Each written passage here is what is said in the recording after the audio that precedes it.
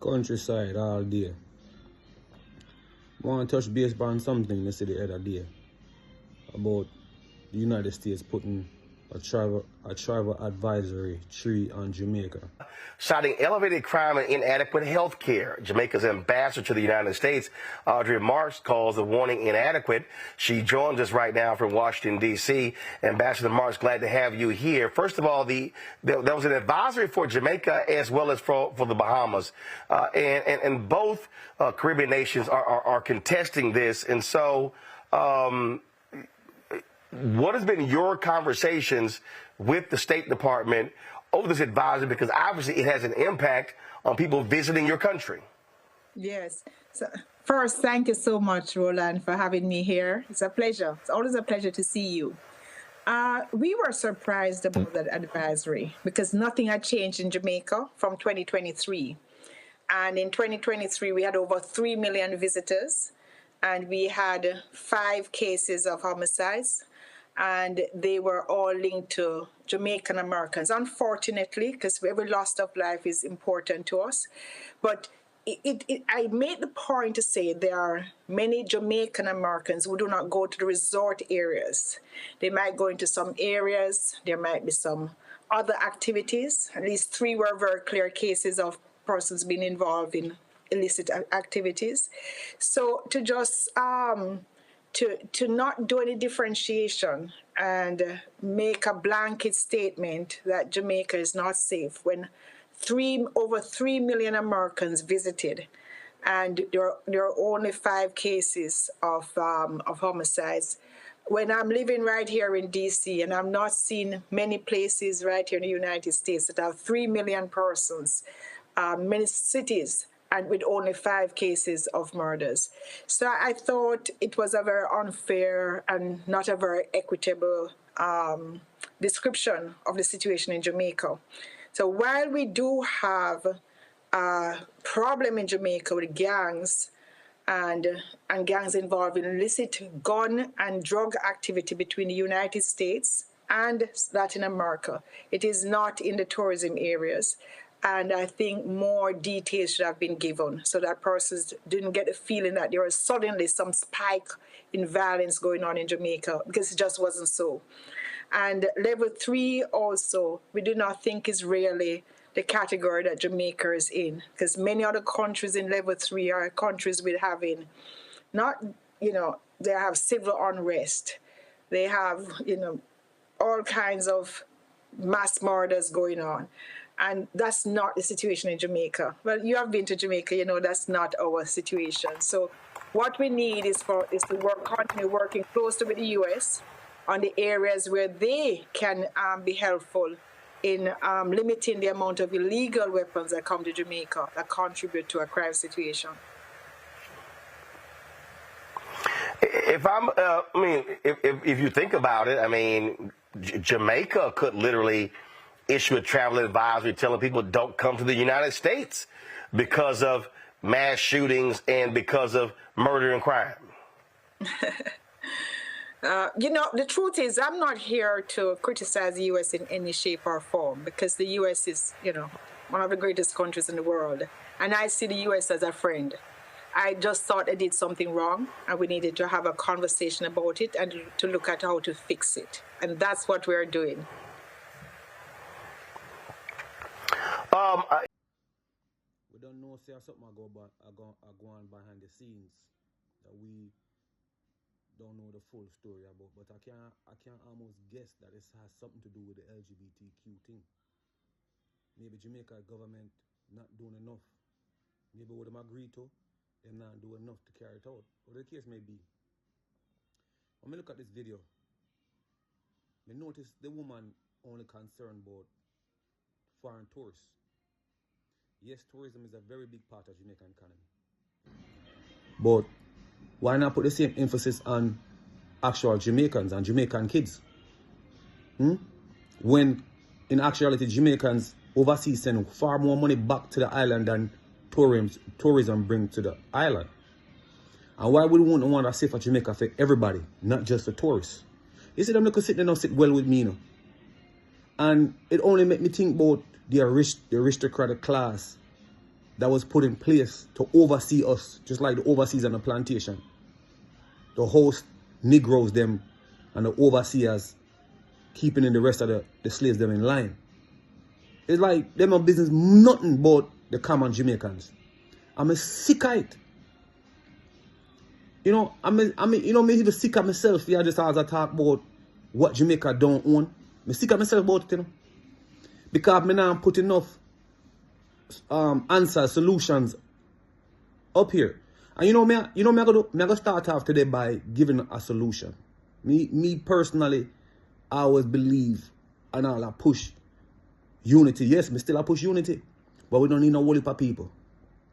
I'm going to show you what a few of us did in a community called Corner District in Northern Clarendon.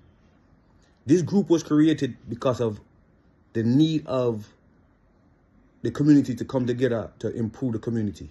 And since the inception, lights in places that was pitch dark is no longer dark. I mean, we have put lights in places that was pitch dark. The place is no longer dark in certain locations. Theft have gone down. Almost eradicated. We hardly hear about it again in our local community called Corner District. We put trash bins all over the place. We've improved roads and actually in the process of building our entire road that's been flooding out for the last maybe 100 years.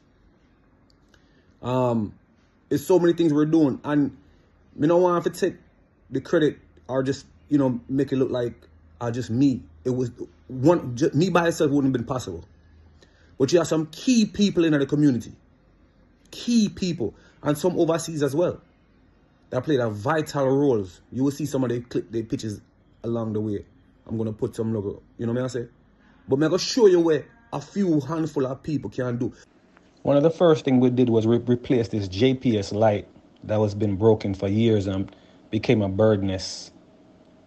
We also replaced other JPS lights in the community where it's very dark and the lights were damaged. We implemented and installed new lights, solar lights. So even when power is gone, we still have light in the community in various areas. We fix roads. We clean up the side of the roads. We pick up trash. When the brush has grown too tall, we've cleaned it, cut it down and maintain it for the most part. We install trash bin by using plastic barrels that was sent from overseas. We use those as the trash bins.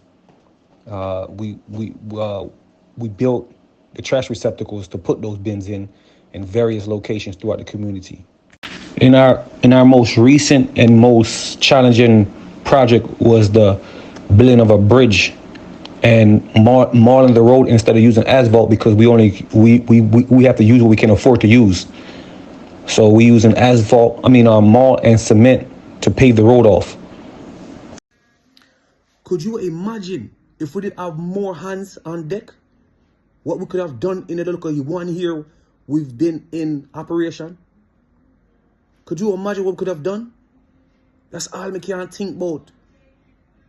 That's all me can think about. Because really and truly, out of maybe 50-something people that's part of the group, it's about 12 that actually is always ready to come out and give them help in either money or with them physical labor, which is so appreciated. But me can't stop help to think about if those others can help. I'm wrong this too, you know.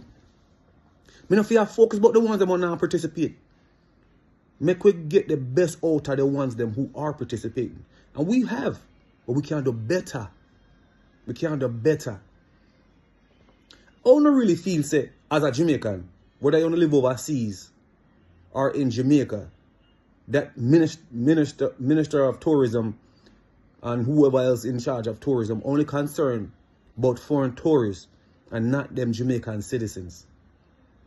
I live in Jamaica, and I can't tell you Jamaica crime is not as bad as them portraying it to be.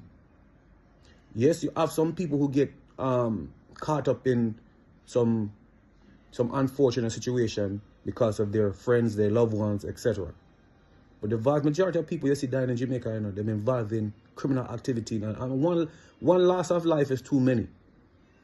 But you see, when you run up and down and you buy guns with the group, they and buy guns at the group, there's people from overseas that send ground to this gang.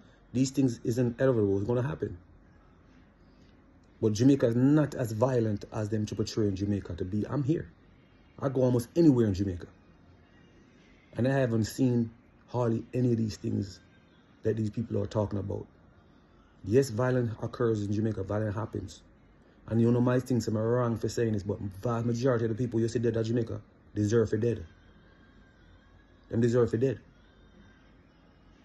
You know what I say? And me is an advocate of wiping the blood clean and starting over again, because we're our leaders, the people on the island, our minds is gone.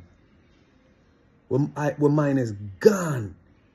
I don't mean gone, the things we're willing to do in a foreign country, we're not willing to do in our own country.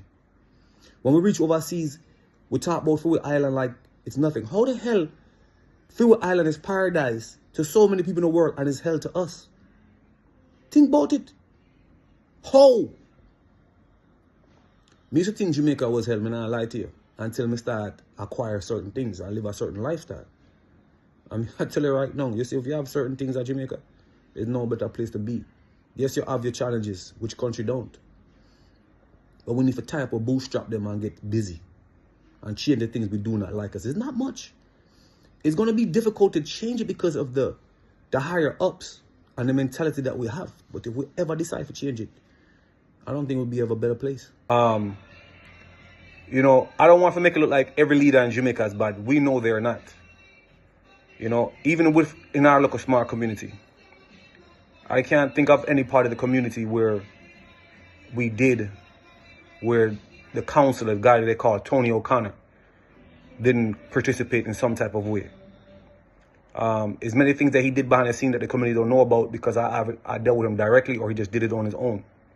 Just to mention a few things, by getting rid of the trucks that was impeding traffic in the road and damaging certain part of the road and just making the community look disgusting.